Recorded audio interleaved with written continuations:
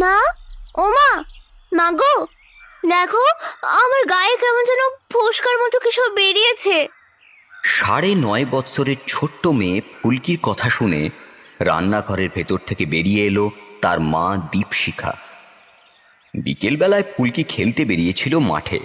সন্ধে হবার মুখে মাঠ থেকে বাড়ি ফিরে এসে হাতে মুখে জল দিয়ে কথাগুলো বলল সে।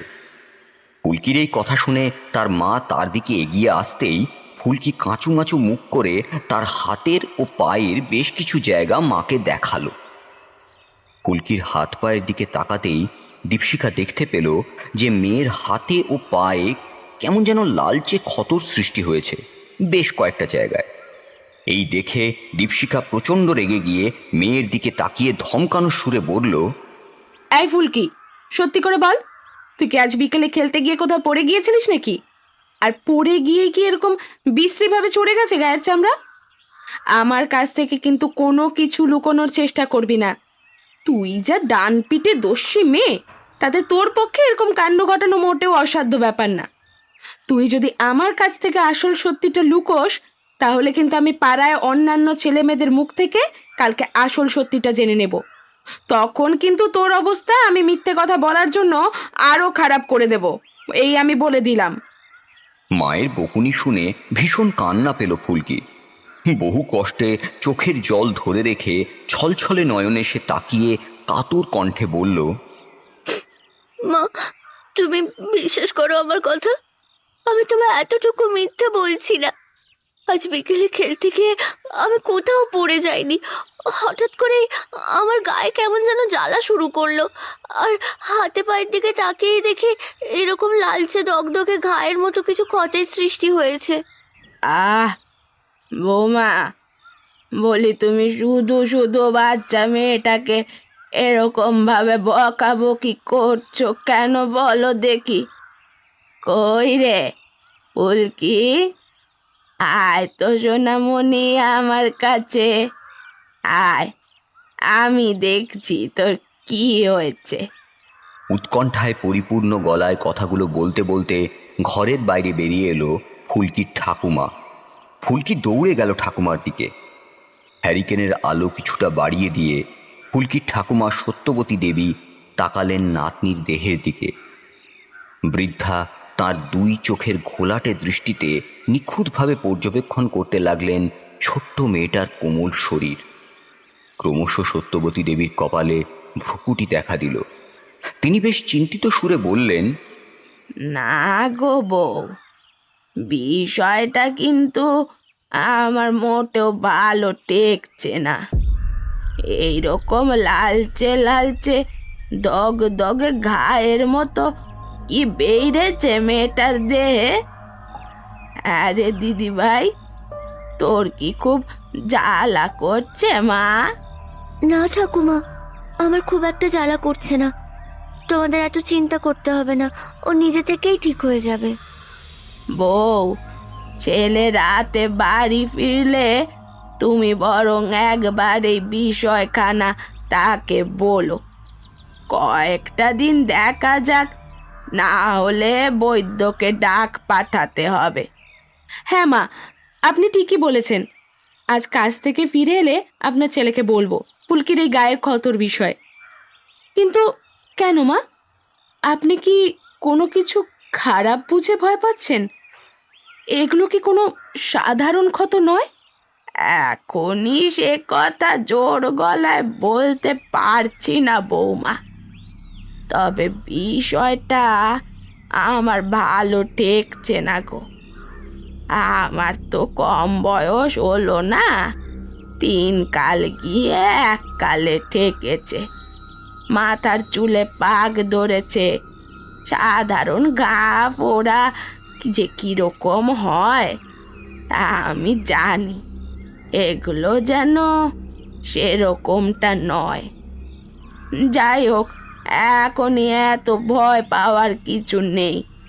দেখো, আমরা হয়তো মিছি মিছি চিন্তা করছি, কয়েকদিন যেতে না যেতেই সব ক্ষত হয়তো আপনা থেকেই মিলিয়ে যাবে। সেই দিন রাতে কাজ করে ফুলকির বাবা মধুমোহন বাড়ি ফিরে এলে ফুলকির মা দীপশিখা সমস্ত কথা জানালো স্বামীকে। ফুলকি ততক্ষণে ঘুমিয়ে পড়েছিল, তাই মধুমোহন সিদ্ধান্ত নিল যে পরদিন সকালবেলায় নিজের চোখে মেয়েকে একবার ভালোভাবে দেখবে সে। সত্যি তাদের যা হওয়ার হোক, কিন্তু তাদের একমাত্র মেয়ে যেন সুস্থ সবল সতেজ থাকে, এটাই তার ঈশ্বরের কাছে একমাত্র প্রার্থনা। পরের দিন সকালের আলো ফুটলে ফুলকির গা হাত পা ভালো করে দেখল মধুমোহন, কিন্তু তেমন বিপজ্জনক কিছুই তার নজরে পড়ল না। যে সামান্য ছোট্ট ছোট্ট কয়েকটা ক্ষতর সৃষ্টি হয়েছে, সেগুলো হয়তো কোনো বনজ বিষাক্ত পাতা স্পর্শ লেগে হয়েছে, এমনটাই অনুমান করল সে। কারণ ফুলকি সারা দিন যাবৎ মাঠময় দাপাদাপি করে বেড়ায়। নিশ্চিন্ত মনে মেয়ের কপালে একটা স্নেহের চুম্বন করে মধুমোহন বাড়ি থেকে বেরিয়ে এলো কাজের উদ্দেশ্যে। এর মাঝে বেশ কয়েকটা দিন কেটে গেল খুবই শান্ত ও স্বাভাবিকভাবে। কিন্তু ঠিক 3 দিনের মাথায় ভর সন্ধ্যাবেলায় দাওয়ায় বসে হাত পা ছোঁড়াছুড়ি করে প্রবলভাবে কাঁদতে শুরু করলো ফুলকি।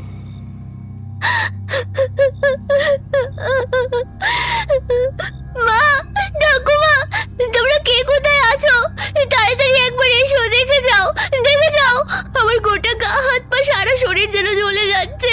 ও কি ভীষণ যন্ত্রণা করছে, কি ভীষণ কষ্ট হচ্ছে।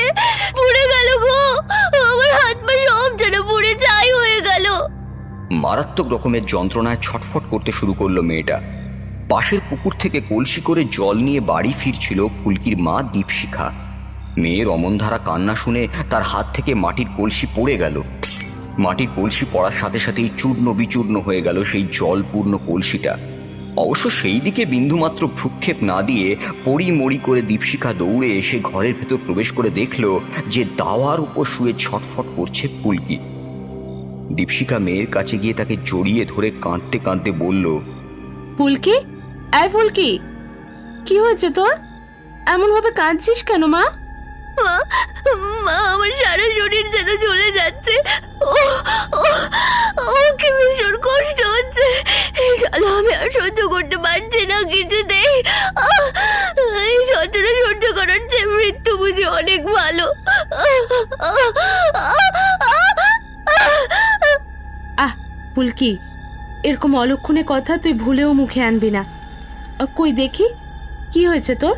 এই কথা বলে দীপশিখা তার মেয়ের পরনে থাকা কাপড়ের কিছুটা অংশ তুলে দেহের দিকে তাকাতেই তার বুকের মধ্যে থাকা সমস্তটুকু রক্ত যেন ছলকে উঠল নিমেষের মধ্যে।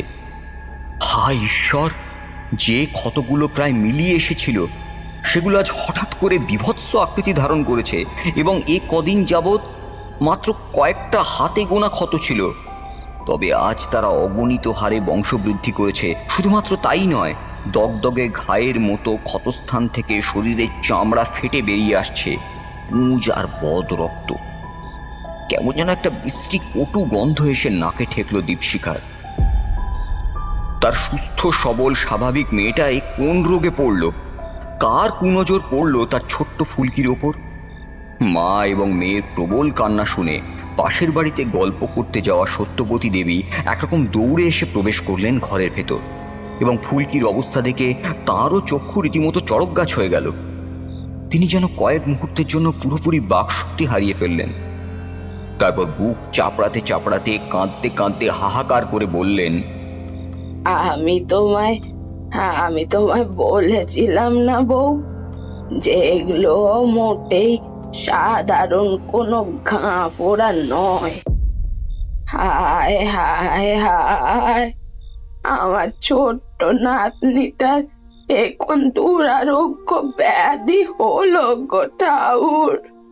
বাচ্চা মেয়েটার এই ভীষণ কষ্ট, জ্বালা, যন্ত্রণা আর যে চোখে দেখা যাচ্ছে নে।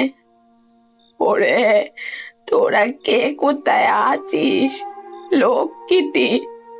দৌড়ে যা, একবার গিয়ে ফুলকির বাপকে খবর দে। ওরে বল এক্ষুনি সে যেন বাড়ি ফিরে আসে।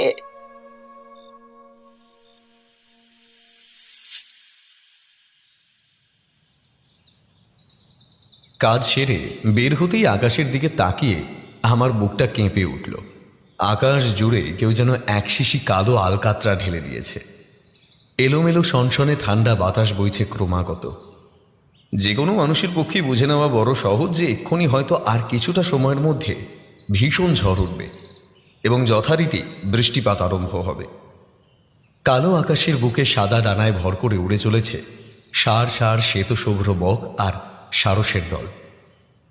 অফিস থেকে বেরিয়ে কপালের ঘাম মুছে খানিকটা বিরক্তির সাথেই বললাম, ইস, এই অন্ধকার করে আসা মেঘ দেখে এবার খানিকটা সময় দাঁড়িয়ে অপেক্ষা করে যেতে হবে, না হলে রাস্তা পুরোপুরি ভিজে যেতে পারি।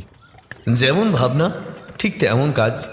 এই কথা ভেবে আমি একটা বন্ধ দোকানের সামনে ছাউনির নিচে এসে দাঁড়িয়েছিলাম। হঠাৎ করে আমার নজরে পড়ল সামনের পিচ রাস্তা ধরে কেমন যেন উদাসীন দৃষ্টিতে তাকিয়ে একরকম চলতে হয় তাই চলছে এমন ধারা ভাব নিয়ে এগিয়ে চলেছে আমারই এক পরিচিত বন্ধুস্থানীয় মানুষ। আমি এবার উচ্চ কণ্ঠে গলা ছেড়ে তার নাম ধরে ডাকলাম, আরে আরে ভাই মধুমোহন, আরে এদিকে এসো, এই যে আমি বিভূতি। আমার কথা শুনে কেমন যেন থতমতো খেলো প্রথমে, তারপর আমার দিকে তাকিয়ে কেমন যেন অদ্ভুত নিরস মুখে খানিকটা এগিয়ে এলো সে।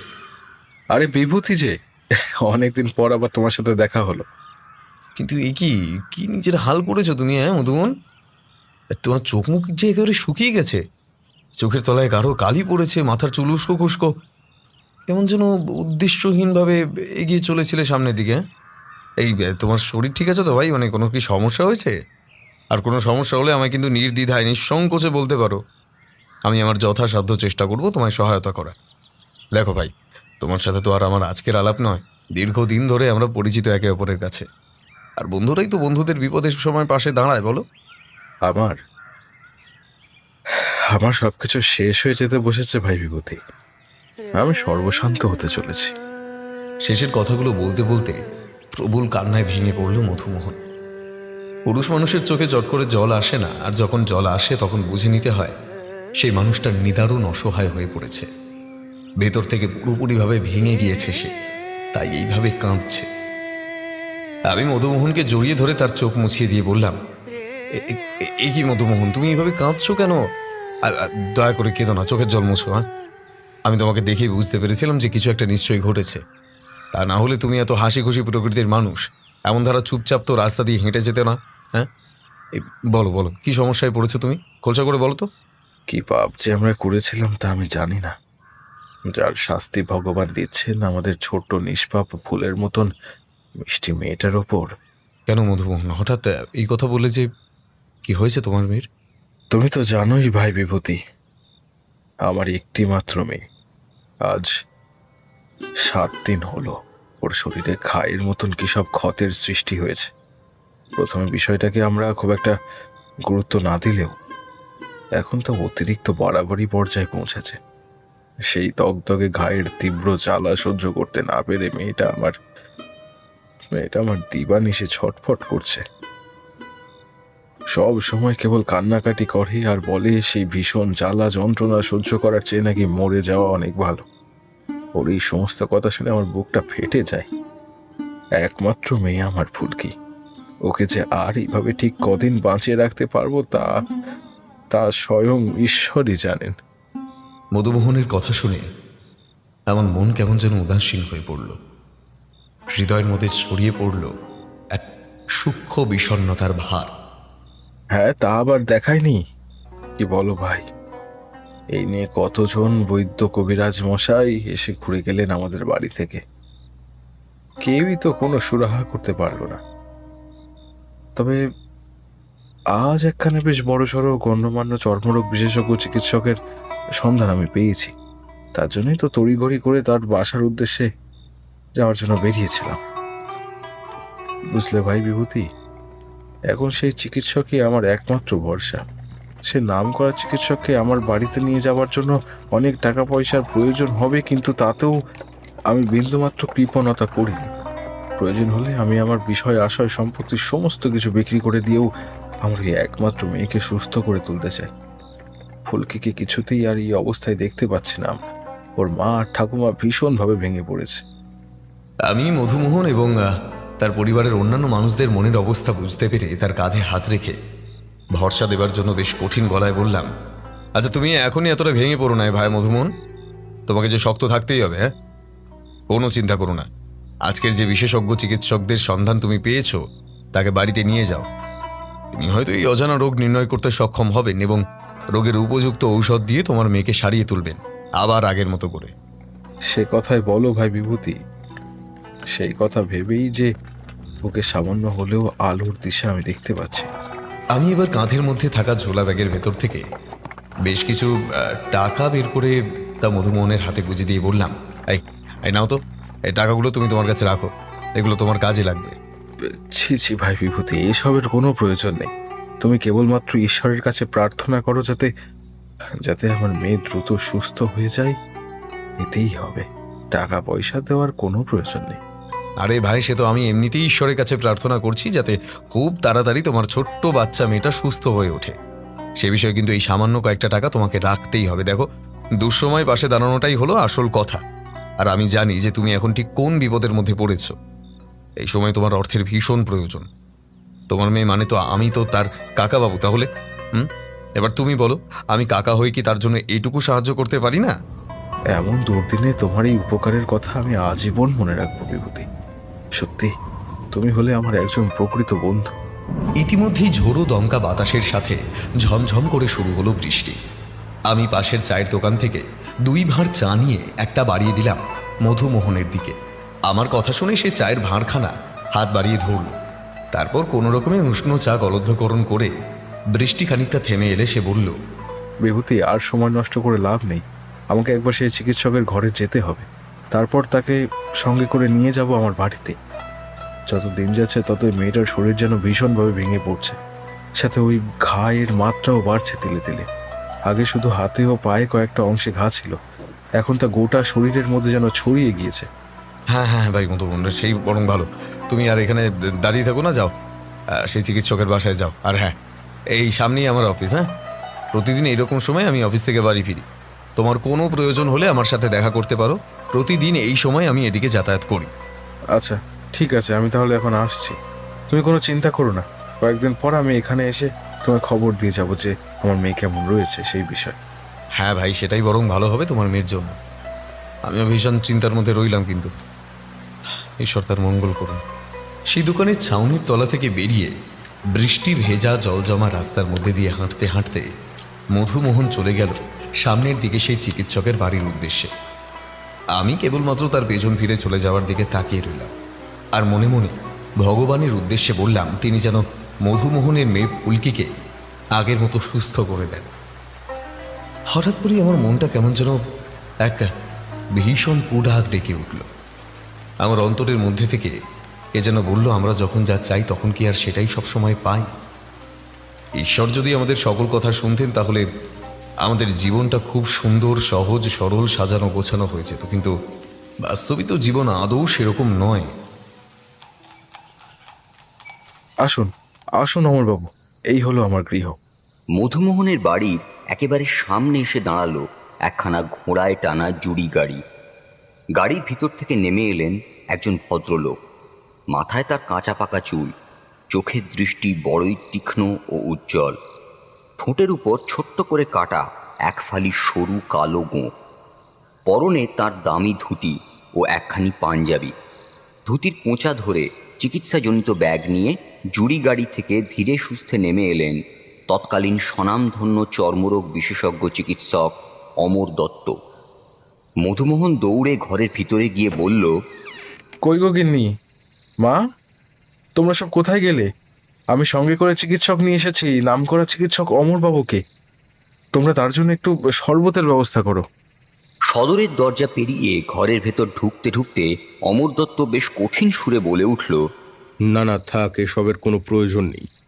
আমি কোনো রোগীর বাড়িতে গিয়ে দাঁতে কুটোটিও কাটি না। তাছাড়া আমাকে এখানে নিশ্চয়ই জল মিষ্টি বা শরবত খাওয়াতে নিয়ে আসোনি, বরং যে জন্য আমায় ডেকেছো সেখানে নিয়ে চলো। অর্থাৎ তোমার মেয়েকে যে ঘরে রাখা হয়েছে সেই ঘরে আমায় নিয়ে চলো। অমর দত্তের কথাগুলো শুনতে একটু খটমটে লাগলেও তার বলা প্রতিটা কথার মধ্যে একটা আলাদাই শান্তি অনুভব করল মধুমোহন। সত্যিই তো, একজন চিকিৎসকের এরকম চিকিৎসক সুলভ কথাবার্তা বলাটাই তো অত্যন্ত স্বাভাবিক। মধুমোহন এবার অমর দত্তকে নিয়ে গেল সেই ঘরের মধ্যে যেখানে রয়েছে তাদের একমাত্র মেয়ে ফুলকি। ঘরের দরজা জানলা সব বন্ধ করে রাখা ছিল। দরজায় মৃদু ঠেলা দিতেই ক্যাঁচ ক্যাঁচ শব্দ করে খুলে গেল ঘরের দরজা, আর ঘরের ভেতর থেকে ভেসে এলো একটা হালকা মিষ্টি সুগন্ধি চন্দনের গন্ধ। এইরূপ সুগন্ধ পেয়ে অমর দত্ত বেশ বুঝতে পারল যে রোগীর ঘরে নিশ্চয়ই কোনো সুগন্ধির ধূপকাঠি জ্বালিয়ে রাখা হয়েছে, যার কারণে এমন সুন্দর ফুরফুরে মিষ্টি গন্ধ বেরিয়ে এলো দরজাটা খোলা মাত্রই। মধুমোহন ঘরের ভিতর ঢুকে জানলা খুলে দিতেই সামান্য আলো এসে প্রবেশ করলো সেই ঘরের ভিতর, আর তাতেই অমর দত্ত দেখল বিছানার মধ্যে শায়িত ছোট্ট বাচ্চা মেয়েটার অচৈতন্য শরীরখানা। বিছানার চাদর পুরোপুরিভাবে ভিজে গিয়েছে বদ রক্ত আর পুঁজে, গোটা দেহ কেমন ফুলে ফেঁপে উঠেছে পুরোপুরিভাবে। বেশ অনেকটা সময় ধরে নানা রকমভাবে পরীক্ষা ও পর্যবেক্ষণ করার পর সেই ঘরের বাইরে বেরিয়ে এসে অমর দত্ত মধুমোহন এবং তাঁর স্ত্রী দীপশিখার উদ্দেশ্যে বলল, দেখো, আমি তোমাদের কাছে কোনো কিছু গোপন করতে চাই না, কারণ তোমরা হলে রোগীর মা ও বাবা। আসল সত্য ঘটনা তোমাদের জানা দরকার। তোমাদের মেয়ের অবস্থা দেখে আমি কিন্তু খুব একটা ভরসা পেলাম না। তার যথেষ্ট শারীরিক অবনতি ঘটেছে।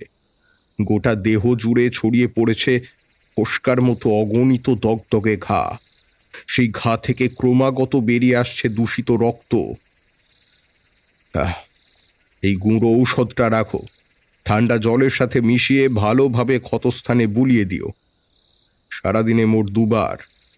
দেখো, এইভাবে যদি কিছু কাজ না হয় তাহলে আমায় আর একবার খবর দিও, আমি এসে দেখে যাব। কিন্তু কতটা কি করতে পারবো তা সঠিকভাবে কথা দিতে পারছি না এই মুহূর্তে। আমি আমার দীর্ঘদিনের চিকিৎসক জীবন থেকে যেটুকু জ্ঞান অর্জন করেছি তাতে মনে হচ্ছে তোমাদের মেয়ের পোড়া নারাঙ্গা রোগ হয়েছে। কিন্তু পোড়া নারাঙ্গা রোগ যে এত বিভৎস হতে পারে তা আমি কখনো ভাবতেও পারিনি। এই কথা বলে চিকিৎসক অমর দত্ত তার ব্যাগের মধ্য থেকে একটা গুঁড়ো দ্রব্যের কৌটো বের করে তা মধুমোহনের হাতে ধরিয়ে দিয়ে কেমন যেন একটা ব্যর্থতার দীর্ঘশ্বাস ছেড়ে বেরিয়ে গেল তাদের ঘর থেকে। নামকরা একজন স্বনামধন্য চিকিৎসককে বাসায় আনতে পেরে মধুমোহনের বুকের মধ্যে যে আশার আলো সহসা জ্বলে উঠেছিল তা যেন তপ করে কেউ নিভিয়ে দিল। ধপ করে মাটির মধ্যে বুক ভরা হতাশা নিয়ে বসে পড়ল সে।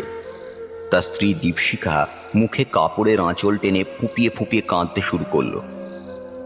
অন্ধকার ঘরের মধ্যে একাকী বিছানায় শুয়ে থাকা ফুলকির জ্ঞান ফিরে এলো। কাতর কণ্ঠে ছোট্ট বাচ্চা মেয়েটার নিদারুণ কষ্টের সঙ্গে বলা কয়েকটা কথা ভেসে এলো। মাগো, মরে গেলাম, আমার গোটা হাত পা দেহ যেন জ্বলে পুড়ে ছাই হয়ে যাচ্ছে। হায় ভগবান, কোন পাপ করেছিলাম আমি? ঠাকুর, কেন আমায় এত কষ্ট দিচ্ছ? আমায় আমায় তুলে দাও তুমি তোমার কাছে। এই যন্ত্রণা আমি আর সহ্য করতে পারছি না। আমার মরণ হচ্ছে না কেন? মরলে আমি একটু শান্তি পাই। এই নরক যন্ত্রণা কতদিন আমায় এভাবে ভোগ করে যেতে হবে?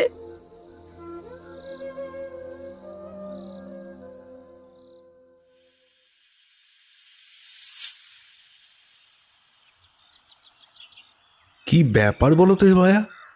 আজ হঠাৎ করে ঠাকুরমশাইয়ের বাড়ি না গিয়ে বিকেলবেলায় এই দিকে নিয়ে এলে যে? ঈশ্বরী, এত কথা বলছো কেন? এসো না এইদিকে, আমার একটু দরকার আছে, তারপর আমরা ঠাকুরমশাইয়ের বাড়ি যাব। দরকার? তা কি দরকার সে কথা কি বলা যাবে, নাকি তা তোমার একান্ত ব্যক্তিগত? আরে না না কিশোরী, ব্যক্তিগত ব্যাপারের আবার কি আছে? আরে এখানে এই সামনের পাড়াতেই আমার এক বন্ধু মধুমোহন থাকে। তার সাথে আমার দীর্ঘদিনের আলাপ। কয়েকদিন আগে শুনেছিলাম তার মেয়ে নাকি ভীষণ রকমের অসুস্থ। তারপর থেকে তো এই পথে কাজ ছেড়ে বাড়ি ফেরার সময় আমি খেয়াল করে যাই যে আমার জন্য এখানে এসে অপেক্ষা করছে কিনা। কিন্তু এই কদিন মধুমোহন আসেনি। তাই আজ রবিবার ছুটির দিন, তাই বাড়িতেই ছিলাম। মনে হলো বিকেলবেলা একবার এদিকটা থেকে ঘুরে যাই। যদি আজ মধুমোহন আসে আমার সাথে কথা বলতে, তাহলে তো অফিস বন্ধ থাকার কারণে আজ আর তার সাথে দেখা হবে না। সেই জন্যই একবার এলাম কিছুটা সময় তার জন্য, এখানে দাঁড়িয়ে থেকে অপেক্ষা করে তারপর না হয় সে এলে আমরা মটলেনের দিকে হাঁটা দেব। ও আচ্ছা, এই ব্যাপার। তাই জন্যই তো বলি যে আমার বন্ধুর আজ এত মন ভার কেন। তা বিভূতি, তোমার বন্ধু মধুমোহনের মেয়ের কি হয়েছে? সঠিকভাবে বলতে পারবো না ভাই, তবে কি যেন চর্মরোগ জাতীয় কিছু একটা হয়েছে, এরকম কথাই সে বলছিল। এই চলো, আমরা বরং ওই সামনের ফাঁকা বেঞ্চের উপর গিয়ে বসি। বিভূতি, বিভূতি, সব শেষ হয়ে গেছে বিভূতি। আর কোনো আশার আলো নেই। আমি আর কিশোরী নিজেদের মধ্যে কথাবার্তা বলতে ব্যস্ত হয়ে পড়েছিলাম। ঠিক এমন সময় দেখলাম রাস্তার অপর প্রান্ত হতে আমার উদ্দেশ্যে কথাগুলো বলতে বলতে ঊর্ধ্বশ্বাসে দৌড়ে আসছে আমার বন্ধু মধুমোহন। তবে তাকে প্রথমবার দেখার পর আমার রীতিমতো চমক লাগলো। এ কি পাগল পার অবস্থা হয়েছে তার! আমি কিশোরীর উদ্দেশ্যে বললাম, কিশোরী, এই হলো আমার বন্ধু মধুমোহন। মধুমোহন ততক্ষণে রাস্তার এই পারে এসে আমাকে জড়িয়ে ধরে অঝরে কাঁদতে আরম্ভ করেছে। সব শেষ হয়ে গেছে বিভূতি, আমার সব কিছু শেষ হয়ে গেছে। ভগবান বড় নিষ্ঠুর, তিনি আমায় সন্তানের মৃত্যু শোক দিতে চলেছেন। মধুমোহনের এই কথা শুনে আমার বুকের মধ্যে যেন বজ্রপাত ঘটল। কিশোরীর মুখ চোখের অবস্থা ততক্ষণে হয়ে উঠেছে বিস্ফারিত। কোনো রকমে নিজেকে সামলে নিয়ে আমি জিজ্ঞাসা করলাম, কেন মধুমোহন, তুমি এমন ধারা কথা বলছো কেন? তোমার মেয়ে কি সুস্থ হয়ে ওঠেনি এখনো? সেদিন যে বলে তুমি এক বড় চিকিৎসককে নিয়ে যাচ্ছ তোমার বাড়িতে, তিনি কি তবে সুস্থ করতে পারেননি তোমার মেয়েকে? আসল রোগ কি ধরা পড়েনি? সেই চিকিৎসক আমার মেয়েকে পরীক্ষা করে বলেছে তার নাকি পোড়া নারাঙ্গা বলে কোনো এক ভয়ানক রোগ হয়েছে। হ্যাঁ, তিনি ওষুধ দিয়ে দিয়েছেন, কিন্তু তার ওষুধের কোনো কাজ হয়নি। আমার মেয়ে দিন দিন মৃত্যুর মুখে ঢলে পড়ছে ক্রমশ। আর অমন তীব্র জ্বালা যন্ত্রণা আমরা মা বাবা হয়ে আর চোখে দেখতে পাচ্ছি না। ঈশ্বর যদি ওকে ওকে না নিয়ে আমাদের তুলে নিতেন, তাহলে সত্যিই হয়তো আমরা ভীষণ খুশি হতাম। কোন পাপের ফল যে আমাদের এইভাবে ভোগ করতে হচ্ছে তা স্বয়ং ঈশ্বরই জানেন। আমাদের কি সর্বনাশ হলো ভাই! আমার এই একটি মাত্র মেয়ে ছিল, সেও যদি চলে যায় আমাকে ছেড়ে, তাহলে তাহলে আমায় বাবা বলে কে ডাকবে? কে ডাকবে? আমি কি তবে বাবা ডাক শোনার থেকে বঞ্চিত হব? সত্যি ভাই, তোমার বন্ধু মধুমোহনের অবস্থা দেখে আমারও ভীষণ কষ্ট হচ্ছে। আহারে, মানুষটার চোখ মুখের কি অবস্থা হয়েছিল! মধুমোহনের সঙ্গে কথাবার্তা বলে আমি আর কিশোরী হাঁটতে হাঁটতে রওনা দিলাম ঠাকুর মশাইয়ের বাড়ি মটলেনের উদ্দেশ্যে। রাস্তায় আমরা কেউ কারোর সাথে বেশি কথা বললাম না। সেই মানুষটার কথাই বারে বারে মনে পড়ছিল। আমাদের চোখের আঙিনায় ভেসে উঠছিল মধুমোহনের সেই কান্না ভেজা মুখখানা। মটলেনে এসে আমরা ঠাকুর মশাইয়ের বাড়ির পথ ধরলাম।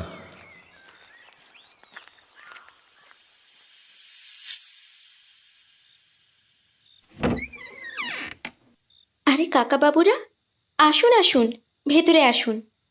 বাবা মশাই গৃহেই রয়েছেন। বাবা, মাঝের বেশ কয়েকটা দিন এদিকে আসেননি যে? তা আমাদের ভুলে গিয়েছিলেন বুঝি? চারির করা এমন রসিকতা শুনে আমি কিংবা কিশোরী আমরা কেউই প্রতিবারের ন্যায় এবারে আর হাসি ঠাট্টা করলাম না। কারণ হাসার জন্য যে আনন্দিত প্রফুল্লিত মনের প্রয়োজন পড়ে, বর্তমানে আমাদের মনের অবস্থা সেরকম একেবারেই নয়। মুখ কালো করে নীরবে কোনো রকমে আমরা ঢুকে এলাম ঘরের ভেতর। আমাদের এরকম অদ্ভুত আচরণ দেখে চারিও হয়তো বুঝতে পারল যে আমাদের কিছু একটা হয়েছে। দাওয়ার এক কোণে জুতো জোড়া খুলে রেখে উপরে উঠে এসে তক্তপোষের উপর বসলাম আমরা দুজন। সদরের দরজা ভেতর থেকে বন্ধ করে কেমন যেন হতাশ হয়ে সোজা ঘরের ভেতর প্রবেশ করে সে তার পিতার উদ্দেশ্যে বলল, বাবা মশাই, বাবা মশাই, বাইরে বেরিয়ে আসুন। এই দেখুন, কাকা বাবুরা এসেছেন। কে এসেছে চারিমা? কিশোরীরা এসেছে বুঝি? তা কোথায় তারা? কই তাদের হাসি ঠাট্টা হই হট্টগোলের চিৎকার কথাবার্তা এখনো তো কানে এসে পৌঁছলো না। কথাগুলো বলতে বলতে ঘরের বাইরে বেরিয়ে এলেন তারানাথ তান্ত্রিক। কিন্তু আমার এবং কিশোরীর মুখখানি প্রথমবার দেখবার পরেই তার ঠোঁটের মধ্যে থেকে মিলিয়ে গেল সবটুকু হাসির রেখা। চারিকে চা করতে বলার বাহানায় সেখান থেকে তাকে রান্নাঘরে পাঠিয়ে আমাদের দিকে এগিয়ে এসে তক্তপোষের উপরে বসে চিন্তিত গলায় গাম্ভীর্যপূর্ণ স্বরে জিজ্ঞেস করলেন, কি ব্যাপার বলো তো কিশোরী, কি হয়েছে? তোমাদের মুখ চোখের এরকম অবস্থা কেন? না, তোমাদের দেখে তো মোটেও স্বাভাবিক বলে মনে হচ্ছে না। কোনো একটা বিষয় নিয়ে চিন্তা করছো, অথবা মন মেজাজ ভীষণ রকমের খারাপ হয়ে রয়েছে বলে মনে হচ্ছে। হ্যাঁ ঠাকুরমশাই, আপনি একেবারে সঠিক ধরেছেন। সত্যিই আমাদের মন আজ ভীষণ রকমের খারাপ। আমরা আপনার বাড়িতে এসেছি এমনি এমনি বিনা কারণে। আজ আপনাকে কোনো গল্প বলতে হবে না। গল্প শোনার মন, মানসিকতা দুটোর কোনোটাই আমাদের নেই। কি হয়েছে একটু খুলে বলবে কি? আমার এক বন্ধু ঠাকুরমশাই, তার নাম মধুমোহন। ওর একমাত্র মেয়ে ফুলকির অবস্থা ভীষণ রকমের খারাপ, প্রায় জমে মানুষের টানাটানি অবস্থা। সেই খবরই শুনে আপনার বাড়িতে আসছি। এই কারণেই আমাদের মন মেজাজ একরকম বিষণ্ণই বলতে পারেন। তা তোমার বন্ধু মধুমোহনের মেয়ের বয়স কতখানি বিভূতি? ওই ধরুন ঠাকুরমশাই, 9-10 বছরের মতন। কি হয়েছে তার? সঠিকভাবে বলতে পারবো না ঠাকুরমশাই, তবে আমার বন্ধুর মুখ থেকে যেটুকু শুনলাম তাতে তার মেয়ের গোটা গায়ে নাকি দগদগে ঘায়ের মতো কিছু ক্ষত বেরিয়েছে। সেই ক্ষত প্রথমে গোটা দেহের মাত্র কয়েকটা জায়গায় থাকলেও এখন গোটা শরীর জুড়ে সংক্রামক ব্যাধির মতো তা ছড়িয়ে পড়েছে। না, শুধুমাত্র তাই নয়, সেই ক্ষত থেকে ক্রমাগত বেরিয়ে আসছে বদ রক্ত আর পুজ। একজন স্বনামধন্য চিকিৎসক এসে বলে গেছেন ফুলকির নাকি পোড়া নারাঙ্গা বলে কোনো একটা রোগ হয়েছে। এ তো সত্যিই ভীষণ চিন্তার কথা। আচ্ছা বিভূতি, তোমার সেই বন্ধুর বাড়ি আমায় একবার নিয়ে যেতে পারবে? আমি সচক্ষে একটিবার তার কন্যাকে দেখতে চাই। মেয়েটার অসুস্থতার এমন খবর শুনে আমার মনটা কেমন যেন আগুলি বিগলি করে উঠছে। তাকে না দেখা পর্যন্ত কিছুতেই কিন্তু আমি শান্তি পাবো না। এই কারণেই তোমায় অনুরোধ করছি, তুমি যদি একটিবার আমায় নিয়ে যেতে, তাহলে মনের এই অস্থিরতা ভাবটা কিছুটা হলেও কমতো। ছি ছি ঠাকুরমশাই, আপনি এরকমভাবে বলছেন কেন? আপনি যখন একবার যেতে চেয়েছেন তখন অবশ্যই আমি আপনাকে সেখানে নিয়ে যাব। তবে হ্যাঁ, আজকে তো রাত হয়ে গেছে, এই জন্যই আমরা বরং কাল খুব সকাল সকাল মধুমোহনের বাড়ি যাব। বেশ, তবে তাই হোক। আগামীকাল খুব সকাল সকাল আমরা তাহলে দেখা করব মঠ লেনের বাইরে। তারপর সেখান থেকে তোমার বন্ধুর বাড়িতে যাব। ঠিক আছে ঠাকুরমশাই, সে কথাই রইল। তবে আজ তাহলে আমরা উঠি, কাল সকালবেলায় আমাদের দেখা হবে। আরে না না কিশোরী, একটু চা জল অন্তত খেয়ে যাও। এইভাবে শুধু মুখে চলে গেলে গৃহস্থের অকল্যাণ হয়। চারি রান্নাশালার ভেতর থেকে বেরিয়ে এলো আমাদের জন্য কয়েক পেয়ালা চা আর মুড়ি মাখার বাটি নিয়ে। মুড়ি খেতে ইচ্ছে করলো না, তাই দুজনে 2 পেয়ালা চা খেয়ে বেরিয়ে এলাম ঠাকুরমশাইয়ের গৃহ ছেড়ে বাড়ির বাইরে।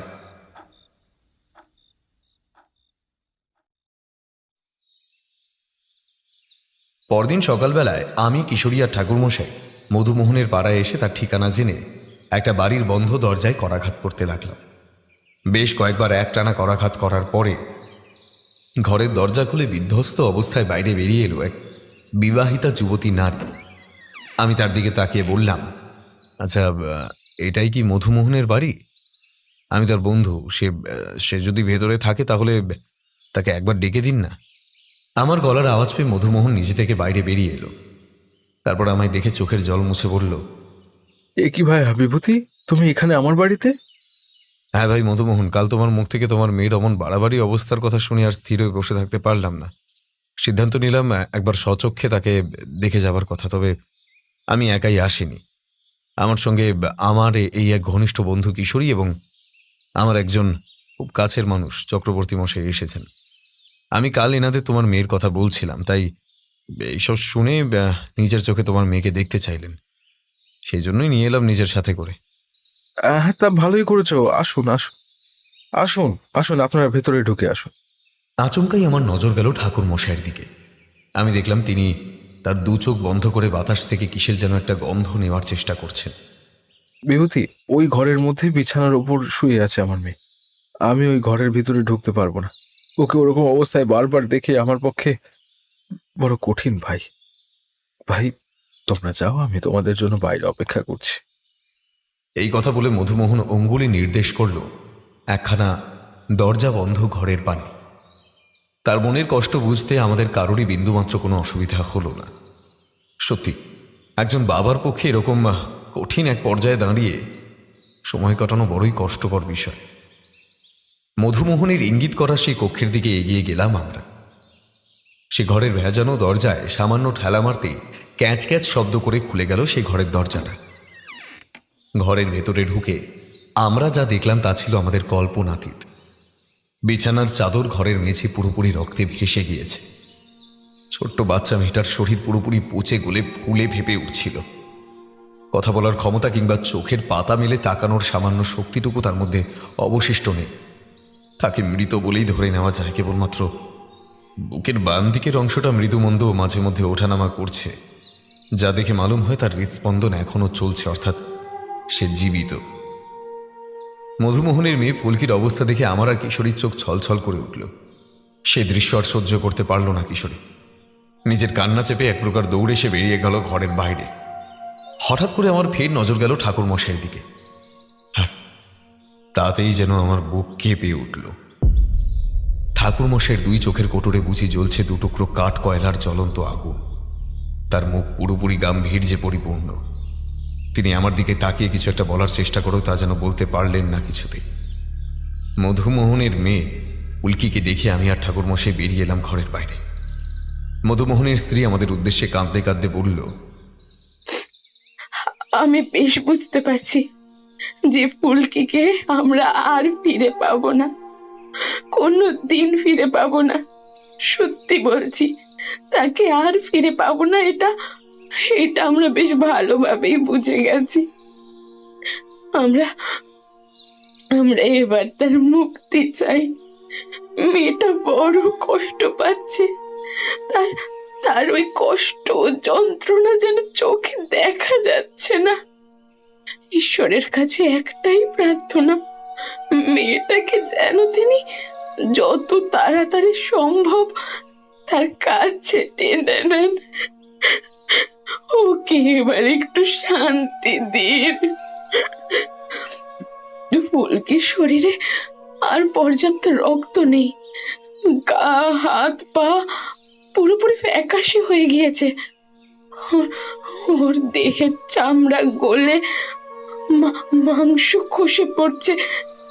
এরকম অবস্থায় কারোর পক্ষে সুস্থ স্বাভাবিক হয়ে ওঠা সম্ভব না। তাই জন্যই ওর বড় ঘুমের প্রয়োজন। যে ঘুম একবার ঘুমালে মানুষের কোনো দিন চোখের পাতা মেলে না, সেই ঘুম। হে ঈশ্বর, একটু শান্তি দাও তুমি ওকে। ওর এই অভিশপ্ত দশা থেকে মুক্তি দাও প্রভু। আমি একজন মা হয়ে বলছি, আমার গর্ভের সন্তানকে তুমি তুলে নাও, মুক্তি দাও। ওর কষ্ট সহ্য করার সাধ্য আমাদের নেই, মুক্তি দাও ওকে। মধুমোহনের স্ত্রী দীপশিখার বলা কথাগুলো শুনে ঠাকুরমশাই শটান উঠে দাঁড়ালেন। তারপর আমাদের দিকে তাকিয়ে বললেন, বিভূতি, বাইরে থেকে একখানি লম্বা গোছের একটা খড়ের কুটো এনে আমায় দাও তো। ঠাকুরমশাইয়ের কথা শুনে আমি ভারী আশ্চর্য হয়ে পুনরায় তাকে জিজ্ঞাসা করতে তিনি খানিকটা মেজাজের সাথে আমায় বললেন, আরে বাবা, বাইরে থেকে একটা লম্বা খড় এনে আমাকে দাও। ঠাকুরমশাইয়ের এরকম অদ্ভুত আচরণ আমরা এর আগে খুব একটা প্রত্যক্ষ করিনি। তার চোখ মুখের অস্থিরতা, ভাব এসব দেখে পরিষ্কার বুঝতে পারছিলাম যে তিনি ভীষণ রকমের চঞ্চল হয়ে রয়েছেন। আর বিন্দুমাত্র কথা না বাড়িয়ে আমি মধুমোহনের বাড়ির বাইরে বেরিয়ে এদিক ওদিক খুঁজে একটা লম্বা খড় এনে ঠাকুরমশাইয়ের হাতে তা দিলাম। ঠাকুরমশাই নিজের দু চোখ বন্ধ করে বিড়বিড় করে কি যেন একটা মন্ত্র পড়লেন। তারপর সেই খড়টিকে একবার কপালে ঠেকিয়ে ঢুকে গেলেন সোজা সেই ঘরের ভেতর। আমার অন্তর বলল কিছু একটা ঘটতে চলেছে, তাই জন্যই বাইরে দাঁড়িয়ে খানিকটা ইতস্তত বোধ বুকের মধ্যে চেপে উঁকি মারলাম অন্ধকারে নিমজ্জিত সেই ঘরের অভ্যন্তরে। দেখলাম ঠাকুরমশাই সেই খড়খানা দুই হাতে ধরে মধুমোহনের মেয়ে ফুলকির কানের কাছে গিয়ে মুখ নিয়ে গিয়ে খুব নিচু স্বরে ফিস ফিস করে কি যেন বললেন। তারপর দুই হাতে চাপ দিয়ে মাঝখান থেকে ছিঁড়ে ফেললেন খড়টা। সঙ্গে সঙ্গে ফুলকির মধ্যে কিরকম যেন একটা ছটফটানি ভাব শুরু হলো। লম্বা লম্বা শ্বাস নিতে থাকলো বাচ্চা মেয়েটা। তার মুখ ক্রমশ হা হয়ে গেল। তার অন্তরের ভিতর থেকে একটা দীর্ঘশ্বাস বুঝিয়ে উঠে এলো উপরে। মেয়েটার মাথা একদিকে কাত হয়ে গেল, দেহের সমস্ত ছটফটানি বন্ধ হলো, বুকের বাম দিকে হৃদস্পন্দন থেমে গেল আজীবনের মতো। ঘরের ভেতর দৌড়ে এলো মধুমোহন এবং দীপশিখা। ছোট্ট বাচ্চা মেয়েটার প্রাণহীন শরীরটাকে বুকের মধ্যে আঁকড়ে ধরে প্রবল কান্নায় ভেঙে পড়ল তারা।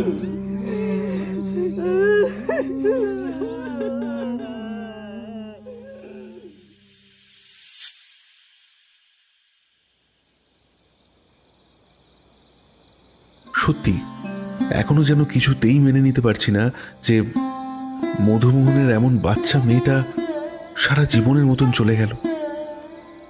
আহারে, ওর মা বাবার চোখ মুখের দিকে তাকানো যাচ্ছিল না, একমাত্র সন্তান বলে কথা।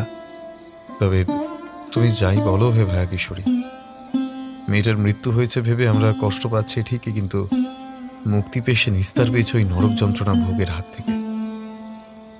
আমি বন্ধু মধুমোহনের মুখ থেকে যা সমস্ত কিছু শুনেছিলাম এবং স্বচক্ষে আজ তার মেয়ের যা অবস্থা দেখলাম, তাতে শতভাগ নিশ্চিত যে সে আর সুস্থ হয়ে উঠতে পারতো না, শুধু শুধু কষ্ট পেত যতদিন বেঁচে থাকতো।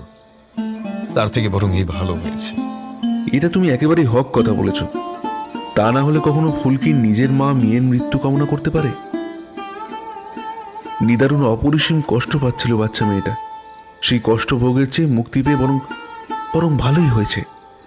তার আত্মার শান্তি কামনা করি পরমেশ্বরের কাছে। মধুমোহনদের বাড়িতে অনেকক্ষণ কাটিয়ে প্রায় বিকেলের সময় নদী থেকে স্নান সেরে আমরা ফিরে এলাম ঠাকুর মশাইয়ের গৃহে। চোখের সামনে একটা বাচ্চা মেয়ের শেষ নিঃশ্বাস ত্যাগ করা দেখে মনটা ভীষণ রকমের খারাপ হয়ে গিয়েছিল। হৃদয়ের মধ্যে ছড়িয়ে পড়েছিল কেমন যেন একটা অনুভূতি। সেই অনুভূতি ভাষায় বলে ব্যক্ত করার মতো ক্ষমতা আমাদের কারণ নেই। ঠাকুর মশাইয়ের দিকে তাকিয়ে দেখলাম তার মুখের মধ্যে সেই গাম্ভীর্য ভাব এখনও বিরাজমান। আসার পথে তিনি আমাদের সাথে কোনো কথা বলেননি। আমি আর কিশোরী ঠাকুরমশাইয়ের বাড়ির দাওয়ায় তক্তপোষের উপর বসেছিলাম। ঠাকুরমশাই এসে ঘরের ভেতরে ঢুকেছেন সান্ধান্নিকের কাজ করতে। কিশোরী আমার দিকে তাকিয়ে মাথায় হাত দিয়ে বলল, উফ, মাথাটা ভীষণ রকমের ধরে গেছে। বিভূতি, চারিকে আমাদের জন্য 2 পেয়ালা চা করতে বললে কেমন হয়? বাড়িতে ঢোকার সময় আপনাদের মুখের করুণ দশা দেখেই বুঝতে পেরেছিলাম যে সারাদিন আপনাদের কিচ্ছু খাওয়া জোটেনি। তাই তো এই গরম গরম চা আর খানিকটা তেলে ভাজা মুড়ি মাখা নিয়ে এলাম। এই কথা বলে চারি তক্তপোষের উপর নামিয়ে রেখে গেল গরম 2 পেয়ালা চা। যাওয়ার পূর্বে আমাদের দিকে তাকিয়ে সে সৌজন্যমূলক হাসি হেসে বলল, নিন কাকাবাবু, আর বেশি চিন্তা ভাবনা না করে খেতে শুরু করুন তো। কথাগুলো বলেই চারি সমস্ত কিছু নামিয়ে রেখে পুনরায় চলে গেল রান্নাশালার পানে। সত্যি সে যেন সাক্ষাৎ মা অন্নপূর্ণা, সব দিকে তার সর্বদা নজর। কিশোরীর দিকে একটা চায়ের পেয়ালা বাড়িয়ে দিয়ে একটা নিলাম আমি নিচে। উষ্ণ চায়ের পেয়ালায় সামান্য ফোঁ দিয়ে তাতে লম্বা চুমুক বসালাম। তৃপ্তিতে আমাদের 2 চোখ যেন বন্ধ হয়ে এলো। ঘরের ভেতর থেকে জ্বলন্ত গড়গড়া হাতে নিয়ে বেরিয়ে এলেন তারানাথ তান্ত্রিক। তিনি আমাদের মুখোমুখি তক্তপোষের ফাঁকা অংশে বসে গড়গড়াখানা নামিয়ে রেখে নলে মুখ ঠেকিয়ে হুড়ুক হুড়ুক শব্দে একটা লম্বা টান দিয়ে নাক ও মুখের মাধ্যমে গলগল করে অফুরন্ত ধোঁয়া ছেড়ে বললেন, তা কি মনে হয় তোমাদের কিশোরী? মধুমোহনের মেয়ে ফুলকি আজ কি এমনি এমনি দেহত্যাগ করলো? ঠাকুরমশাইয়ের এমন ধারা অদ্ভুত প্রশ্ন শুনে আমি এবং কিশোরী আমরা উভয় খানিকটা যেন ভ্যাবা চাকা খেয়ে গেলাম। তারপরে একে অপরের দিকে মুখ চাওয়াচাওয়ি করে কিশোরী কাঁচুমাচু কণ্ঠে বলে উঠল, আপনার কথা ঠিক বোধগম্য হলো না ঠাকুরমশাই। ফুলকি এমনি এমনি দেহত্যাগ করলো মানে কি বলতে চাইছেন আপনি? তোমরা কেউ জানো না অবশ্য, আর তোমাদের কারো জানার কথাও নয়। ফুলকির প্রাণ আজ ওর দেহ থেকে বাইরে বের করে দিয়েছি আমি নিজের হাতে, আমার মন্ত্রশক্তির দ্বারা। এইসব আপনি কি বলছেন ঠাকুরমশাই? শুনতে খানিকটা অবিশ্বাস্য লাগলেও এটাই সত্যি। আমি বিভূতিকে একটা খড় আনতে বলেছিলাম বাইরে থেকে। বিভূতি যথারীতি একটা খড় নিয়ে গিয়ে তা তুলে দিয়েছিল আমার হাতে। এরপর সেই খড়ের মধ্যে আমি একটা গুপ্ত মন্ত্র পড়ে তা ফুলকির কানের কাছে নিয়ে গিয়ে ছিঁড়ে দিয়েছিলাম। এটা দেহ থেকে প্রাণ বের করার এক প্রকার পন্থা বলতে পারো। অবশ্য এই কাজ করতে আমি এক রকমের বাধ্যই হয়েছি। মেয়েটা ভীষণ কষ্ট পাচ্ছিল, তার সুস্থতার বিন্দুমাত্র অবকাশ ছিল না, তাকে তিলে তিলে শেষ করে দেওয়া হচ্ছিল। মরতে তাকে হতোই, আজ নয়তো কাল, কিন্তু আমি তাকে আর কষ্ট পেতে না দিয়ে তার মুক্তি লাভের সহায়তা করেছি। মধুমোহনের স্ত্রী দীপশিখার বলা কথাগুলো আমার কানে এখনো বাজছে যেন। এক গর্ভধারিণী হয়ে সে চেয়েছিল তার মেয়ের মৃত্যু, কারণ ওইটুকুনি একটা বাচ্চা মেয়ে যে অপরিসীম নরক যন্ত্রণা ভোগ করছিল, তার থেকে তাকে উদ্ধার করার একমাত্র পথ হলো পরপারের ডাক, আর আমি সেই কাজটাই করেছি। আমি আর কিশোরী ঠাকুরমশাইয়ের এই সকল কথা শুনে পুরোপুরি হা হয়ে গেলাম। আমরা যেন নিজেদের কানকে বিশ্বাস করতে পারছিলাম না। এরপর ঠাকুরমশাই যা সমস্ত কথা বললেন তাতে আমাদের আরও অবাক হতে হলো। আমাদের পায়ের তলার মাটি যেন সরে গেল, মাথার উপর সমগ্র আকাশ বুঝি ভেঙে পড়ল। আচ্ছা কিশোরী, তোমাদের কি ধারণা মধুমোহনের মেয়ে পুলকির আসলে কি হয়েছিল, যার কারণে তার এই রকম অবস্থা হলো? বিস্ময়ের ঘোর কাটিয়ে থতমত খেয়ে কিশোরী কোনো রকমে ঠাকুরমশাইয়ের প্রশ্নের উত্তরে বলল, আগে ঠাকুরমশাই অমর দত্ত নামের কোনো এক স্বনামধন্য চিকিৎসক এসে ফুলকির অবস্থা দেখে বলে গিয়েছিলেন যে তার নাকি পোড়া নারাঙ্গা বলে কোনো এক রোগ হয়েছে।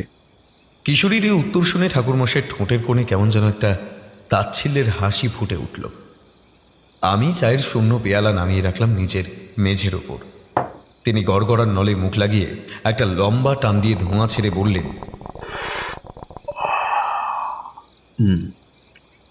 আরে না না, পোড়া নারাঙ্গা বলে কোনো রোগ দানা বাঁধেনি ফুলকির শরীরে। আসলে তার সাথে যা ঘটেছে তা তোমরা কেউ জানো না, এমনকি তার মা বাবাও না। ঠাকুরমশাইয়ের এই কথা শুনে আমি আর চুপচাপ মুখ বন্ধ করে নির্বাক শ্রোতার মতো বসে থাকতে পারলাম না। আমার মনের মধ্যে ততক্ষণে উত্তেজনার জোয়ার এসেছে। ঠাকুরমশাইয়ের দিকে তাকিয়ে আমি কৌতূহলী হয়ে জিজ্ঞাসা করলাম, তাহলে কি হয়েছিল ঠাকুরমশাই ফুলকির সাথে, যার জন্য মেয়েটার এমন নির্মম পরিণতি হলো? ফুলকির ওপর কেউ বান মেরেছে, যার কারণে তার এই রকম অবস্থা হলো। বান মেরেছে? বান কি ঠাকুরমশাই? কোনো ক্ষতি করার উদ্দেশ্যে কোনো নিম্নমানের ক্ষতিকারক তান্ত্রিক কিংবা ভৈরব গুপ্ত মন্ত্রের দ্বারা এক অদৃশ্য অস্ত্র প্রয়োগ করে, এই অস্ত্র প্রয়োগকেই বান মারা বলে। খুব সম্ভবত ফুলকিকে জ্বালা বান মারা হয়েছিল, যার কারণে তার দেহের মধ্যে ওই রকম অসংখ্য অগণিত ক্ষতর সৃষ্টি হয় এবং ওর দেহ ভয়ানক রকমের জ্বলতে শুরু করে। আর এই কারণেই ফুলকি মৃত্যুশয্যায় শুয়ে বারবার বলতো সে ভীষণ জ্বালা যন্ত্রণা সহ্য করার চেয়ে মৃত্যু অনেক শ্রেয়। ফুলকিদের বাড়িতে প্রবেশ করার পরই আমার নাকের মধ্যে এক বিশেষ ধরনের গন্ধ এসেছিল। কারুর বাড়িতে কোনো উপাচার ক্রিয়া করা হলে তার কিছু লক্ষণ বা কিছু বিশেষ গন্ধ আমরা পাই, সেই সমস্ত তোমাদের মতো সাধারণ মানুষদের নাগালের বাইরে। কিন্তু ঠাকুরমশাই, ফুলকিকে জ্বালা বান মেরে সেই তন্ত্রসাধকের কি লাভ? এমন নিষ্পাপ একটা ফুটফুটে বাচ্চা মেয়েকে মেরে ফেলে সেই সাধকের কি এমন কার্যসিদ্ধি হবে? ফুলকির যে বয়স, অর্থাৎ ওই 9 থেকে 10 বছর, এই বয়সটা নারী জাতির জন্য একটা বিশেষ সময়। এই সময় মেয়েদের শরীরের মধ্যে নানান রকমের পরিবর্তন আসে। তারা কিশোরী থেকে যুবতীর দিকে পা বাড়ায়, তাদের দেহের মধ্যে বিভিন্ন বদল আসে। একজন নিতান্ত বালিকা নারী শক্তিতে রূপান্তরিত হয়। মেয়েদের ক্ষেত্রে এই বয়সটা তাই খুব শক্তিশালী পর্যায়ে। এই সময় মেয়েদের খুব সাবধানে একটু চোখে চোখে রাখতে হয় পরিবারের মানুষদের। বিভিন্ন ক্ষতিকারক গুণিন কিংবা তন্ত্র সাধকেরা চায় এই রকম বয়সে থাকা মেয়েদের উপর নানান ধরনের বান কিংবা উচাটন ক্রিয়া করে তাদের শক্তি নিজের আয়ত্তে আনার। যে সাধক ফুলকির ওপর জ্বালাবান মেরেছে তার মূল উদ্দেশ্য ছিল ফুলকির মৃত্যু। ফুলকি যত কষ্ট পেয়ে মারা যাবে, তার শরীর থেকে যত রক্ত বের হবে, ততই একটু একটু করে ক্ষমতাবান হবে যে সাধক তাকে জ্বালাবান মেরেছে সে। ফুলকিকে প্রথমবার দেখার পরে আমি বুঝে গিয়েছিলাম যে আসলে তার শরীরে কোনো স্বাভাবিক রোগের প্রকোপ নেই। তাকে এক ভয়ানক রকমের বান মারা হয়েছে। ঠাকুরমশাইয়ের বলা এই বিবরণ শুনে আমাদের মাথার মধ্যে সমস্ত কিছু যেন তালগোল পাকিয়ে গেল। এরকম সাংঘাতিক কোনো মানুষরূপী পিশাচ থাকতে পারে যে এত সুন্দর একটা ফুলের মতন ফুটফুটে বাচ্চা মেয়ের জীবন নিয়ে এভাবে ছিনিমিনি খেলতে পারে, তার পরিবারের মানুষদের সুন্দর সাজানো গোছানো সংসার তছনছ করে দিতে পারে। সে কথা ভেবেই ভীষণ ঘৃণা হলো। কিশোরী নিজের চোখের জল মুছে বলল, আচ্ছা আচ্ছা ঠাকুরমশাই, কোনো ব্যক্তিকে বান মারা হলে তাকে কি আর বাঁচিয়ে তোলা যায় না? আপনি কি চেষ্টা করলে ফুলকিকে সুস্থ করে তুলতে পারতেন না? কোনো ব্যক্তিকে বান মারা হলে সেই বান কাটানো যায়, অর্থাৎ সেই ব্যক্তিকে আবার পূর্বের মতো সম্পূর্ণ সুস্থ স্বাভাবিক বানমুক্ত করে তোলা সম্ভব। কিন্তু তার জন্য একটা নির্দিষ্ট সময় আছে হে কিশোরী। ফুলকির গায়ে যখন প্রথম ওই ঘায়ের মতো ক্ষতগুলো দেখা দিয়েছিল, তখন যদি ভাগ্যবশত পরমেশ্বরের কৃপায় আমি তার বাড়িতে গিয়ে পৌঁছাতাম, কিংবা আমার মতো কেউ তার সান্নিধ্যে আসতো, যে মানুষ বোঝার ক্ষমতা রাখে ওইগুলো আসলে কোনো সাধারণ ঘা পোড়া নয়, প্রকৃতপক্ষে এক ভয়ানক রকমের বান মারা হয়েছে বাচ্চা মেয়েটাকে, তাহলে সেই মানুষটি চাইলেই ফুলকিকে সুস্থ করে তুলতে পারত। কিন্তু আজ সকালে তাকে বাঁচিয়ে তোলা আমার পক্ষে কোনোভাবেই সম্ভব ছিল না। আমি সামান্য কিছু তন্ত্রমন্ত্র জানি, আর জানা রয়েছে কিছু জ্যোতিষবিদ্যা। তাই দিয়ে সব রকম চেষ্টা করে এসেছি বিপদগ্রস্ত মানুষদের বিপদ থেকে পরিত্রাণ দিতে। কিন্তু তাই বলে মরণাপন্ন মানুষকে, যে প্রায় জমের দোড়গোড়ায় গিয়ে উপস্থিত হয়েছে, তাকে মরণের মুখ থেকে ফিরিয়ে আনার ক্ষমতা বা সাধ্য দুটোর কোনোটাই ঈশ্বর আমায় দেননি। সেই ক্ষমতা আমার কেন, আমাদের এই জগৎ সংসারের কারুর মধ্যেই নেই। কিশোরী এবার নিজের চোয়াল শক্ত করে দৃঢ় কণ্ঠে বলল, এবার তাহলে আমাদের কি করণীয় ঠাকুরমশাই? ফুলকির মতন একটা নিষ্পাপ বাচ্চা মেয়ের সাথে যে মারাত্মক অন্যায় করা হয়েছে, সে অন্যায় কোনো বিহিত হবে না। ফুলকির মা বাবাকে যে ব্যক্তি সর্বশান্ত নিঃস্ব করে দিয়েছে, সেই অপরাধী কি তবে এত সহজেই ছাড়া পেয়ে যাবে? না কিশোরী, না, কিছুতেই না। আমি জীবিত থাকতে সেই শয়তান সাধক কিছুতেই ছাড়া পাবে না। আর শুধুমাত্র তাই নয়, সে যে কেবলমাত্র ফুলকির জীবন নিয়েই শান্ত হয়ে হাত পা গুটিয়ে বসে থাকবে তেমনটা তো নয়। সে এবার চেষ্টা করবে নতুন শিকার খোঁজার। আবার খুঁজে খুঁজে ঠিক বের করবে সে ফুলকির মতো ওই 9-10 বছরের কোনো এক বালিকাকে। তার সাথেও ও ওই একই ঘটনা ঘটাবে। সেই ছোট্ট মেয়েটার কপালেও নেমে আসবে ওই ভয়ানক যন্ত্রণাদায়ক নির্মম মৃত্যু। তার পরিবারের মানুষেরা সন্তান শোক পাবে। ফুলকির সাথে যে অন্যায় করা হয়েছে, সেই অন্যায়কারী নিজের পাপের উপযুক্ত শাস্তি পাবেই পাবে। আমি তারানাথ চক্রবর্তী সে কথা দিচ্ছি। আজ আমি ঈশ্বরের নামে প্রতিজ্ঞাবদ্ধ হলাম যে আর কোনো মেয়ের সর্বনাশ ঘটাতে পারবে না ওই দুরাচারী শয়তান সাধক। আমি তা কিছুতেই ঘটতে দেব না। কিন্তু ঠাকুরমশাই, আপনি কি করবেন? সেই সাধককে তো আপনি চেনেন না, জানেন না কোথায় গা ঢাকা দিয়ে লুকিয়ে থেকে এই সমস্ত অপক্রিয়া করে চলেছে সে। তাহলে তাকে খুঁজে বের করবেন কি উপায়? হ্যাঁ, এই কাজ কঠিন হলেও মোটেই অসাধ্য নয়। কারণ যে সাধক ফুলকির ক্ষতি করেছে, সে ওখানকার আশেপাশেই কোনো একটা জায়গার মধ্যে গা ঢাকা দিয়ে রয়েছে। নিশ্চয়ই সে মানুষের ভিড়ের মধ্যে লুকিয়ে থেকে এই সমস্ত উপাচার ক্রিয়া আর করতে পারবে না। তার কাজে নানান বাধা বিপত্তি ঘটবে, কিংবা সাধারণ মানুষের মনে তাকে নিয়ে অনেক সন্দেহ জাগবে। সুতরাং সেই ব্যক্তি ওই অঞ্চলের মধ্যেই বেছে নিয়েছে কোনো নিরিবিলি শুনশান জনমানবহীন জায়গা। আমাদের এবার খোঁজখবর নিয়ে দেখতে হবে যে ওই তল্লাটের মধ্যে ঠিক কোথায় কোথায় কোন কোন ফাঁকা পরিত্যক্ত জায়গা আছে। এই যেমন ধরো কোনো পুরনো শ্মশান, ভাঙা মন্দির, মসজিদ কিংবা পরিত্যক্ত বসবাসহীন বাড়ি রয়েছে কিনা দেখতে হবে, যেখানে তার থাকার গুরুতর সম্ভাবনা রয়েছে। আর বাকি রইল তাকে চেনার কথা। আমি তার মুখমণ্ডল দেখলেই বুঝতে পেরে যাব যে সেই আসল অপরাধী কিনা। ঠিক আছে ঠাকুরমশাই, এই কাজের দায়িত্ব তবে আপনার একার নয়।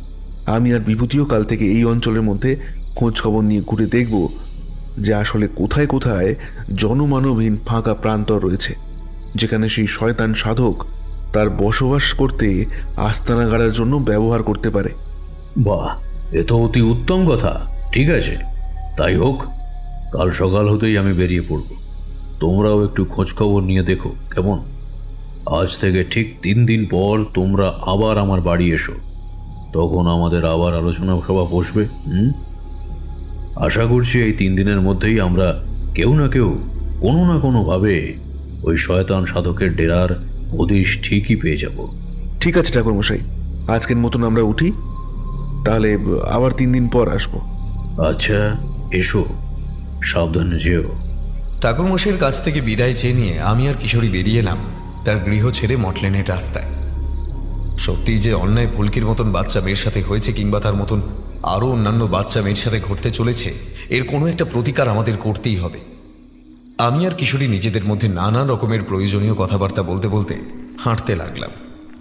যেভাবেই হোক না কেন আমাদের ওই শয়তান সাধকের ডেরা খুঁজে বের করতেই হবে।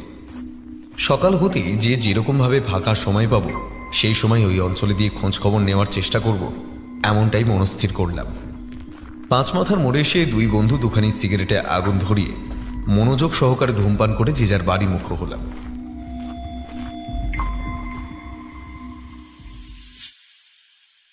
এসো এসো বিভূতি, আমি যে তোমাদের জন্যই অপেক্ষা করছিলাম।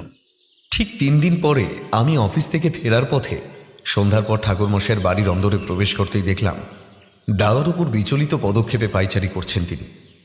আমাকে দেখা মাত্রই তিনি কথাগুলি বললেন।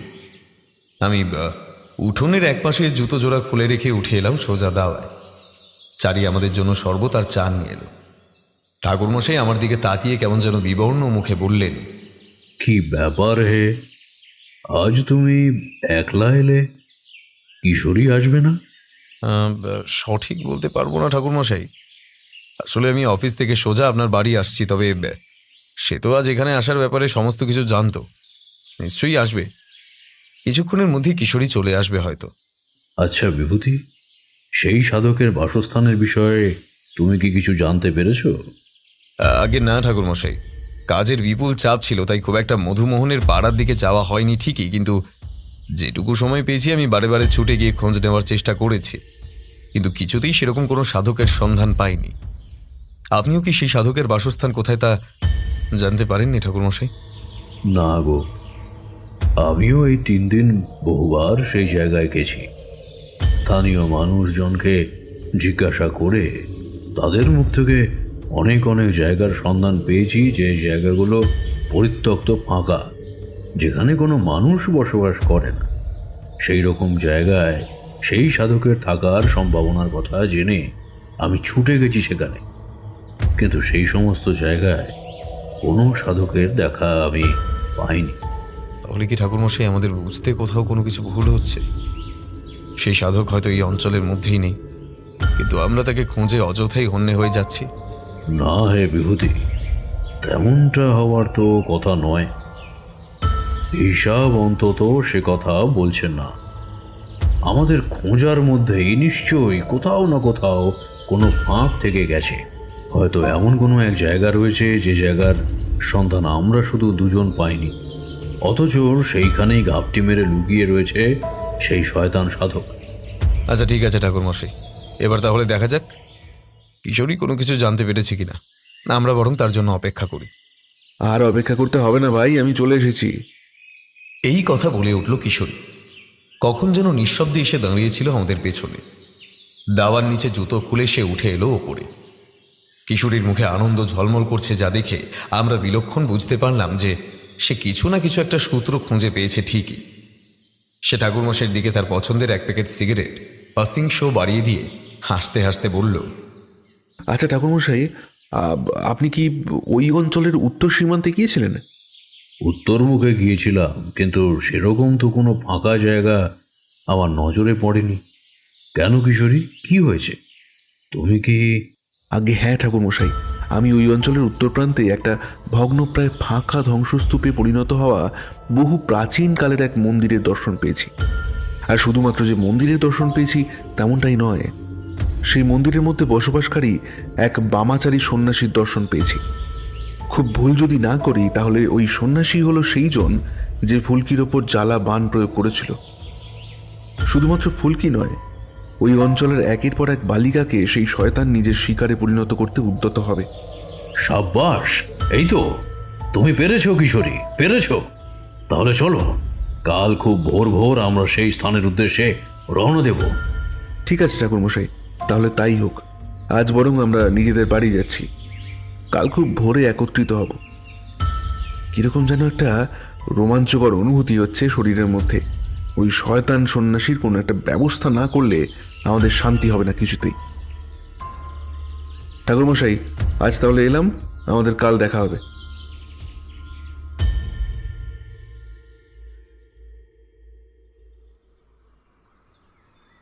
কাল সারা রাত দু চোখের পাতা এক করতে পারিনি ঠাকুরমশাই। একটা টান টান উত্তেজনা অনুভব করছি সর্বক্ষণ। খালি ভেবেছি সেই সন্ন্যাসীকে কিভাবে আপনি শায়েস্তা করবেন সে বিষয়ে।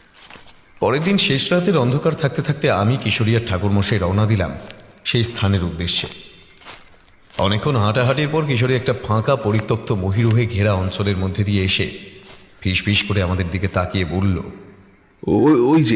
ওই যে ঠাকুরমশাই, ওই হলো সেই ভাঙা পরিত্যক্ত মন্দির। চলো চলো কিশোরী, কোনো কথা না বলে চুপচাপ পা টিপে টিপে এগিয়ে চলো। সেই সন্ন্যাসীকে কিছুতেই আগে ভাগে জানতে দিলে চলবে না আমাদের উপস্থিতি। চলো। আমরা এবার এগিয়ে গেলাম আরো সামনের দিকে। মন্দিরের এবারে সন্নিকটে গিয়ে পৌঁছতেই দেখলাম গর্ভগৃহের ভিতরে ধুনি জ্বালিয়ে বসে আছে এক প্রকাণ্ড চেহারার বিশাল পুরুষ। গায়ে তার রক্তবস্ত্র, কপালে রক্তচন্দনের তিলক, লোমশ বক্ষদেশ, চক্ষুদ্বয় বিস্ফারিত ও জবা ফুলের মতো টকটকে লাল। সেই সন্ন্যাসী এবার গাম্ভীর্যপূর্ণ স্বরে অট্ট হাসি হাসতে হাসতে বলল, এইবার আমার নতুন শিকার ধরার পালা।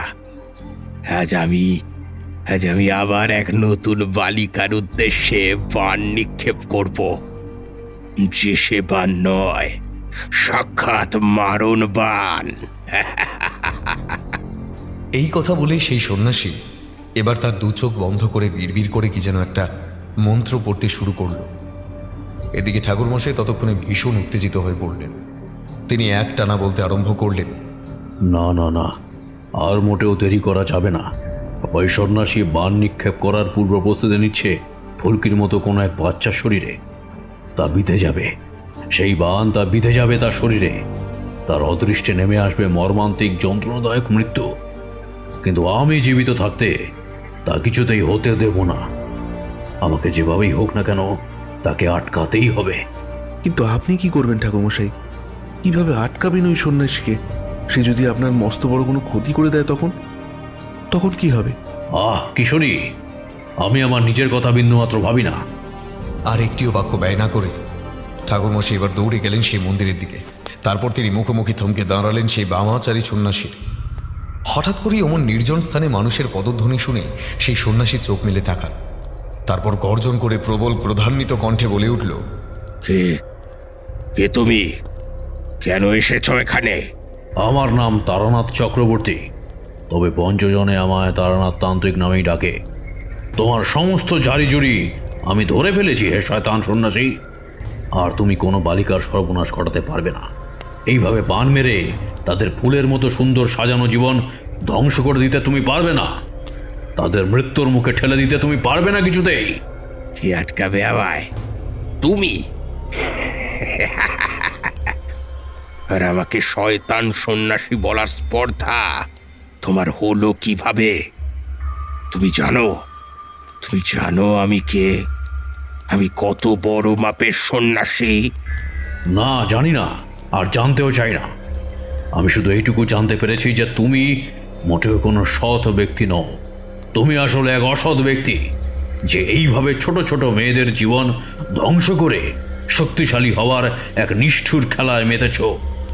এখনো মাথা ঠান্ডা রেখে তোমার সাথে কথা বলছি বলে সেটাকে আমার দুর্বলতা ভেবে নিও না। তুমি যেই হও না কেন, চলে যাও এখান থেকে। আমার পথের কাঁটা হতে এসো না। সমস্ত পথের কাঁটা কিভাবে উপড়ে ফেলতে হয় তা আমার খুব ভালোভাবে জানা আছে। কিন্তু আমিও যে প্রতিজ্ঞাবদ্ধ হয়েছি, তোমাকে যে আমি ধ্বংস করবই, এইভাবে কোনো নিষ্পাপ বালিকাদের শেষ হয়ে যেতে দেব না মৃত্যুবাণের প্রকোপে পড়ে। আমি তোমায় সতর্ক করে দিয়েছিলাম, কিন্তু তুমি যখন আমার কথা শুনছো না, তখন এবার আমার মৃত্যুবাণ তোমার গায়ে গিয়ে বিঁধবে। নরকের মতো মৃত্যু যন্ত্রণা ভোগ করে তিলে তিলে তুমি শেষ হয়ে যাবে। বেশ, তবে তাই হোক। তুমি তোমার বাণ নিক্ষেপ করো আমার উদ্দেশ্যে। আমিও দেখতে চাই আজ কে জয়ী হয়, শুভ শক্তি নাকি অশুভ শক্তি। আমি আর কিশোরী ভয় এবং টানটান উত্তেজনায় একে অপরের হাত চেপে ধরলাম। আমাদের কানের লতি ক্রমে ঘরমাক্ত হয়ে উঠল। সেই সন্ন্যাসী এবার কিরকম যেন একটা অদ্ভুত ভঙ্গিমা করে অদৃশ্য কি যেন একটা নিক্ষেপ করল শূন্যের মাঝে। আমরা এরপরে দেখলাম একটা লাল টকটকে আলোয় পরিপূর্ণ তীক্ষ্ণ তীরের মতন বাণ তড়িৎ বেগে ধেয়ে এলো ঠাকুরমশাইয়ের দিকে। কিন্তু ঠাকুরমশাইয়ের গায়ের উপরিতলে কিসের যেন একটা সুরক্ষার বলয় তা ধাক্কা খেয়ে সেই বাণ পুনরায় ফিরে গেল যেই দিক থেকে এসেছিল, অর্থাৎ তার নিক্ষেপকারীর দিকে। সেই বাণ গিয়ে বিদ্ধ করল ওই বামাচারী সন্ন্যাসীকে। মারাত্মক যন্ত্রণায় তৎক্ষণাৎ কাতর হয়ে পড়ল সন্ন্যাসী। সদ্য বলিদানের পর মুন্ডহীন পাঠা যেমন ছটফট করে, খানিকটা সেই রকম। ঠাকুরমশাই এই দৃশ্য দেখে হাসতে হাসতে এগিয়ে গেলেন আমাদের দিকে। তারপর শূন্য দৃষ্টিতে তাকিয়ে বললেন, চলো হে কিশোরী, আমাদের এদিককার সমস্ত কাজ মিটে গেছে। ওই সন্ন্যাসী আর কোনোদিনও কারোর ক্ষতি করতে পারবে না, কারণ নিজের নিক্ষেপ করা বাণে সে আজ নিজেই বিদ্ধ হয়েছে। এবার তার অদৃষ্টে নেমে আসবে মর্মান্তিক মৃত্যু, আর সেটাই হবে তার যাবতীয় পাপের উচিত শাস্তি। কিন্তু ঠাকুরমশাই, এমন অসাধ্য কাজ সাধিত হলো কিভাবে? সেই বাণ আপনার গায়ে না লেগে ফের ওই সন্ন্যাসীর দিকে ফিরে গেল কেন? কারণ আমি মনে মনে মন্ত্রোচ্চারণ করে ভালোভাবে গাত্রবন্ধন করে নিয়েছিলাম। আর তোমরা তো জানোই যে গাত্রবন্ধন করলে কোনো প্রকার অশুভ শক্তি আমায় স্পর্শ করার ক্ষমতা রাখে না। তাই জন্যই তো সেই বাণ ফিরে গিয়ে বিদ্ধ করেছে ওই সন্ন্যাসীকেই। চলো এবার নিশ্চিন্ত মনে ফিরে যাওয়া যাক, চলো। ঠাকুরমশাইয়ের এই কথা শুনে আমি এবং কিশোরী ওই সন্ন্যাসীর যন্ত্রণায় ছটফট করতে থাকা অবস্থা দেখে সত্যিই মনে বড় শান্তি নিয়ে আমরা হাঁটা লাগালাম আমাদের বাড়ির উদ্দেশ্যে। যে যেমন কর্ম করবে তাকে ঠিক সেরকমই ফল ভোগ করতে হবে, এটাই যে জগৎ সংসারের একমাত্র নিয়ম।